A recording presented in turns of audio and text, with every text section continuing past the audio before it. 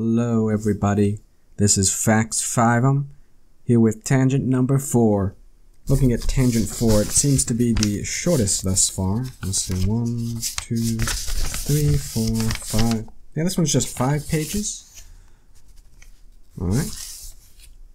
Now before I begin, I want to give a thank you to everyone who is listening. Thank you for putting up with me this far. I got my giant bottle of apple cider. Take a nice swig of that.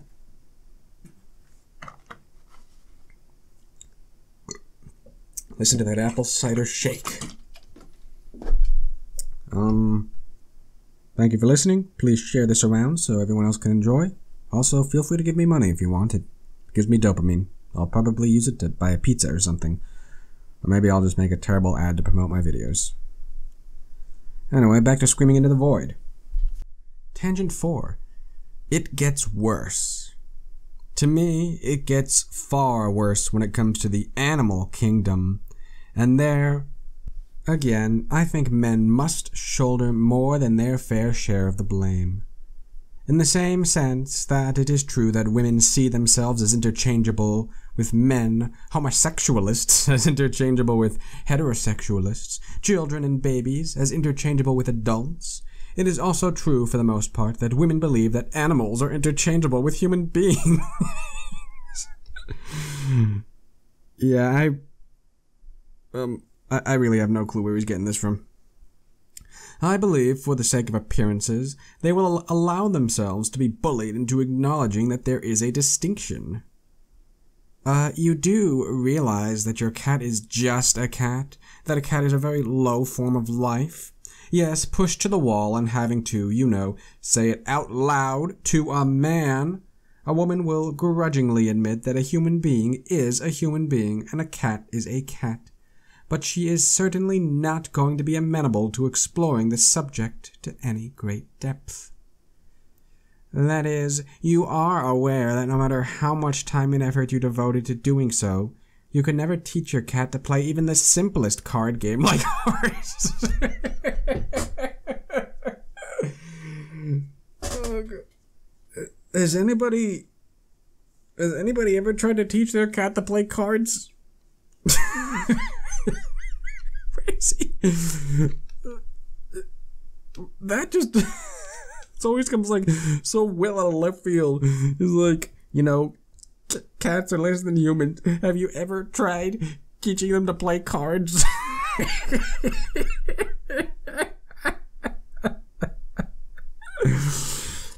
Paragon of rationality, folks. That's true. I know that little Snowball will never learn how to play hearts. Inside, I can practically guarantee you that what she will be thinking is, well, so what? I know lots of people who have never learned how to play hearts, or what's so special about a stupid card game? And that sound you hear is Yugi Moto about to break down my door. Or, I think it's more important what's inside a person than whether or not they can play cards. Even calling female attention to this, making them laugh at the absurdity of it. Oh, he's making me laugh at the absurdity of it.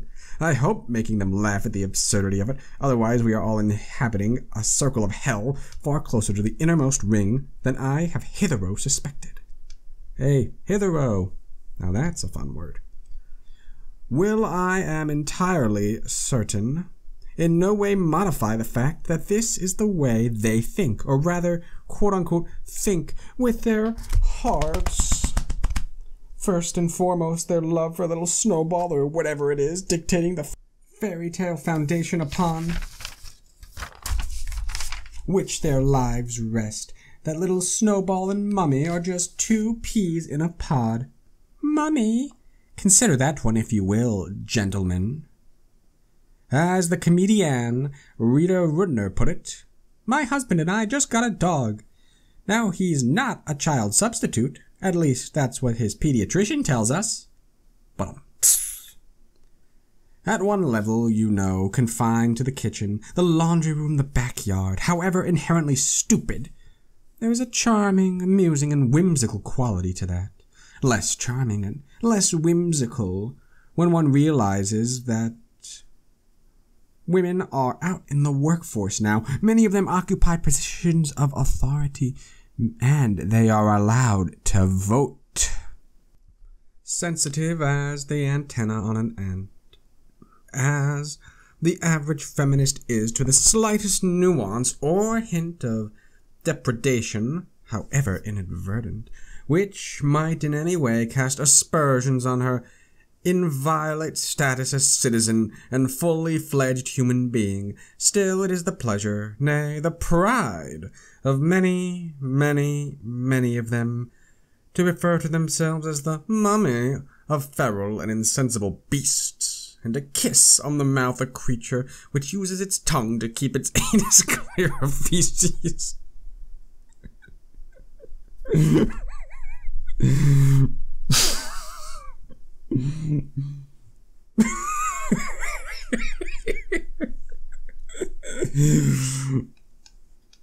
I gotta love the point A to point B. You know, point A, women will call themselves mummy and kiss their dog. Point B, therefore women are stupid. I fucking vey this guy. Here again, the masculine gender must shoulder more than its fair share of the blame for this deplorable state of affairs, most especially for the historical decision to allow animals in the house. Clearly, this came about through the fault of fathers surrendering to the weakness they experience in dealing with their daughters. No lofty trajectory of the imagination is required to envision the centuries of pleading that must have gone into the winning of that first victory by a daughter over her father, inclement weather undoubtedly serving as the thin end of the wedge. Please, Papa, it's freezing outside.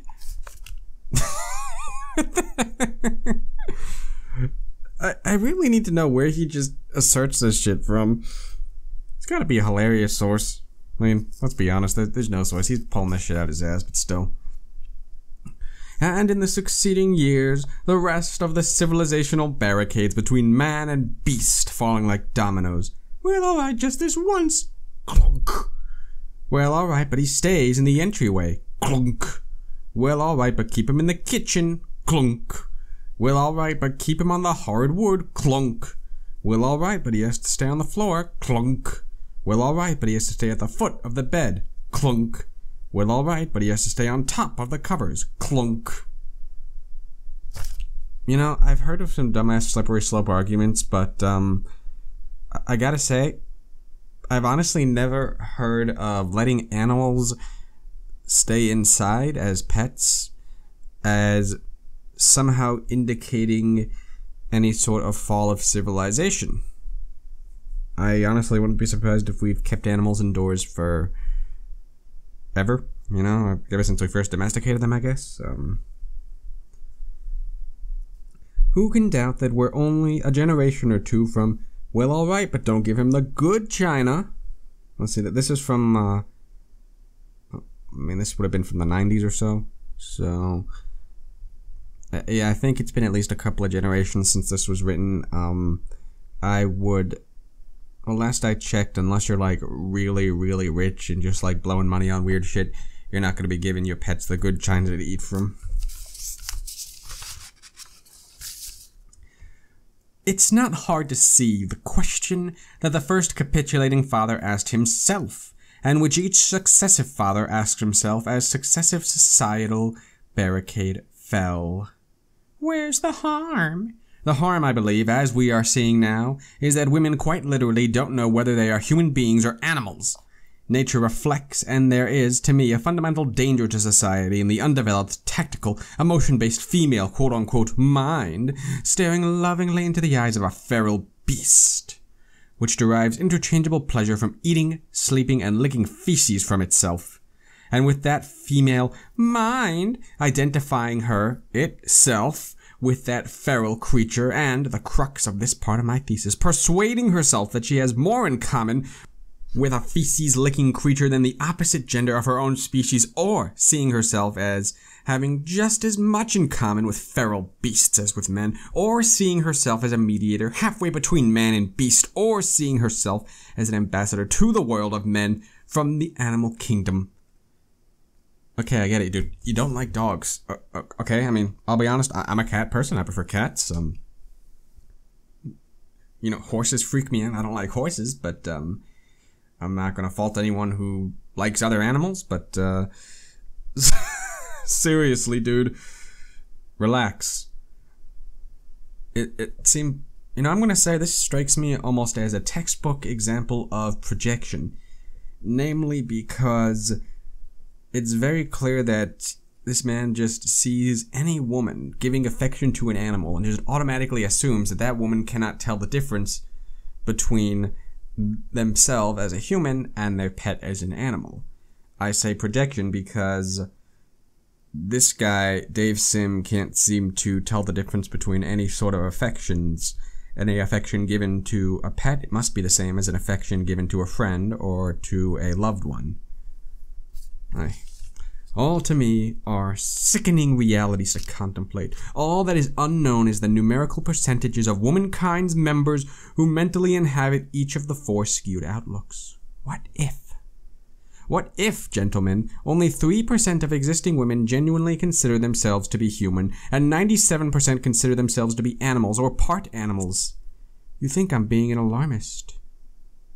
Okay, I'll be honest, considering this guy did a comic about an aardvark, maybe he got creepy fan art from furries. At the same time, knowing Dave Sim, he's just automatically assuming that any furry who sends him creepy fan art must be female. Permit me to buttress my argument with the assertion that there is a world of difference between a society for the prevention of cruelty to animals, the masculine innovation of the 19th century, a nice civilized gesture, scarcely on par with a genuinely noble human enterprise, like ending slavery as an example, but a nice gesture in the feminist quote-unquote innovation of the century just completed, animal quote-unquote rights. Okay, wait a second. Society for the Prevention of Cruelty to Animals is a masculine innovation of the 19th century. But animal rights are, I'm just going to continue. Animal rights, insufficient to screw loose feminist purposes, is a society dedicated to preventing acts of cruelty against animals, an altogether sensible example of noblesse oblige from God's highest creation on this earth to the lower life forms. Feel the ladies bristle at that one. No, what is required by feminists is nothing short of pan-DNA rights and freedoms. Animal rights. Can the day be far distant when the local animal shelter will have to present a writ of habeas corpus to convene a show cause hearing and provide a court-appointed attorney? Do you understand your animal rights as I have explained them to you? Woof! Before they can be allowed to lock up a stray mutt found digging up lawns and scattering garbage.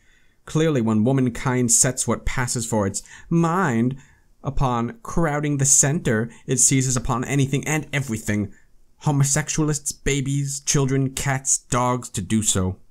It seems to me that this is part and parcel of women being the silver medalists in the human race. If woman cannot achieve the masculine gold medal, then everyone and everything else, as far as the eye can see, must be recast as silver medalist as well. Gold medal status must be made aberrational by every means of collectivist exclusion available to the unfairer sex. You know, one part of me legit wonders if Jordan Peterson got inspiration from this guy. I will admit Jordan Peterson's a bit more articulate, but at the same time, the way he ties things together gives me real Dave Sim vibes. Okay, society must be reshaped in such a way that silver medal status becomes the societal norm and gold medal status is made interchangeable with it, subservient to it, and or moved to the periphery of its own masculine context which defines it. There was a certain hysteria in its literal definition which so offends and defines feminists, which obtains here a demented, histrionic quality of, if I can't be equal to you, then I will cast myself in the gutter. If a woman can't be a man, she will make herself interchangeable with homosexualists, with babies, with children, with cats, and with dogs. Okay, this guy does not use the Oxford comma. I really wish he would. A woman's right to choose, indeed. And, to me, a lunatic misuse of free will, undoubtedly as old as free will itself. That was tangent 4, the shortest of the 5 tangents. Tangent 5 is, I'm going to say, looks like tangent 5 is actually the longest. So, as facts 5 on tangent 5 is going to be fun. But looking back at tangent 4, that was probably like one of the more unhinged ones, if only because it really made even less sense than normal. Just, where does he pull this idea that women are comparing themselves to animals and trying to put everything as equal as some sort of a revenge against men? I mean, honestly, like, what was I going to say? You ever see Blazing Saddles and there's like that one scene where someone says like, that is genuine frontier gibberish? Yeah, Dave Sim is basically that. It's genuine frontier gibberish. Only much better written. Signing off, and see you later. Please subscribe and share this around so that way we may all wallow in the absurdity together. Hello, this is Fax Fiveum, saying thank you for listening, and I sincerely hope that you enjoyed it. If you can, please like and share it around, and if you're feeling especially generous, please subscribe. I need at least 100 subscribers to change my YouTube channel's URL, and my default is long and ugly, and I really don't like it. It would be extremely helpful for me if you subscribed. But you don't have to. I'm not your boss. I'm just Fax Fiveum. And right now, I'm signing off.